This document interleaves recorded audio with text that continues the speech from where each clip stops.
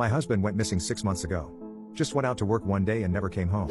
It was a horrible shock to the whole neighborhood, because things like that just didn't happen in our little slice of white picket fence suburbia. The police launched an investigation, and the neighborhood watch sent out search parties, but no one ever found any evidence to indicate what had happened to him. Our families were devastated. Recently, the missing posters have been taken down or papered over. The updates from the police became less frequent and dwindled away. I accepted that, hard as it was to admit, my Rick wasn't coming back. Until he did. A week ago, I was in the back garden watering my petunias when I heard the garden gate creak open. I jerked my head in that direction and there he was. Exactly the same as he was the day he disappeared. Same windswept blonde hair and bright blue eyes, same curl to his pink lips. I was in shock. Our families had mourned for him, and yet there he was, standing in our garden like he had just popped out for milk or something.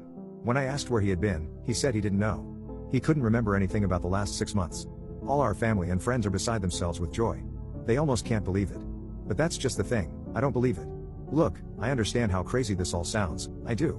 Our families would never believe me, and I can't go to the police unless I want to end up in a straitjacket.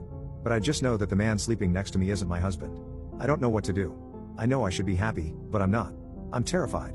I don't know much about anything supernatural or paranormal, I don't even like watching horror movies.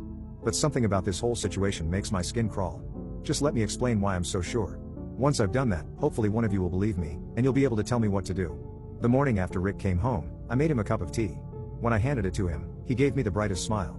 Then he took a sugar cube from the dish on the table and dropped it into the cup. Our house was in chaos with his return, and I was still in shock, so I didn't think much of it at the time, but it's been replaying in my mind ever since. I know it doesn't sound very significant, but my husband never put sugar in his tea. He was always adamant that it ruined the taste, and he'd get so frustrated if I ever put sugar in his cup by accident. And yet, this man had sugar. Then it was golf.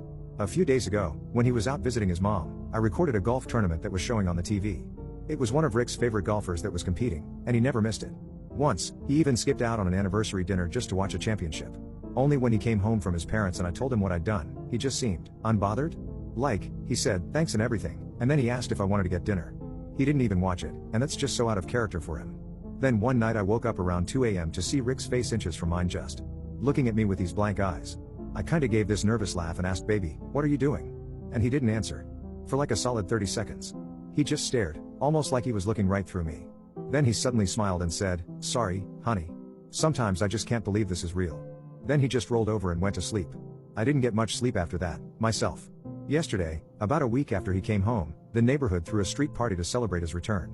Everyone from our street and the streets on either side turned up to see him and tell him how happy they are that he's alright. When he wasn't standing with his arm around my waist, he was milling around chatting amicably to each and every one of our neighbors, even the little kids. Jackson, our next door neighbor Sally's toddler, wanted to play peekaboo, and Rick happily played along with a smile on his face. Now, my husband never did that. Rick always said he didn't like kids, that's why we never had any, and so he never wanted to play with any of the neighborhood children. Especially not Jackson. Rick all but avoided him. Before he disappeared, I had started to suspect it was so I wouldn't see them together and notice the subtle but unmistakable similarities. The final nail in the coffin, proverbially speaking, was Sally. Just this morning, she came knocking on our door. Her excuse was the tray of brownies she carried, but I think she just wanted to push her way into our morning so that she could see for herself what the situation was. After she left, I called her a nosy busybody. Rick laughed, kissed my head, and agreed with me. That was when I knew for sure that it couldn't really be him. Rick always used to get so mad whenever I insulted Sally, like I didn't have any right to hate her even though she'd been fucking my husband for years. But today there was none of that. He didn't even try to defend her. I know what you must be thinking. If he was in an accident or something, he might have had some kind of traumatic brain injury that caused him to forget some things about his life, maybe even change his personality. And that's a valid, reasonable explanation. I have no doubt it's what the police would tell me if I reported all this. But you know why I'm dead certain that man isn't my husband? He doesn't have a scar. If he was really Rick, he'd have a scar on the side of his forehead shaped like the golf club I hit him with. But there's nothing. Not a mark.